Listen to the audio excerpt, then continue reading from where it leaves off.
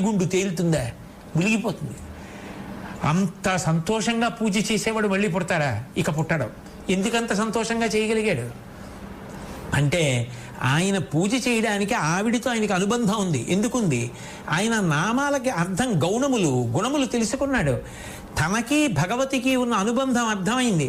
ఇప్పుడు పూజ చేసేటప్పుడు ఆ పాదాలు చూసేటప్పుడు ఒక పరవశం, ఏ ఉపచారం చేయమన్నా పరవశం.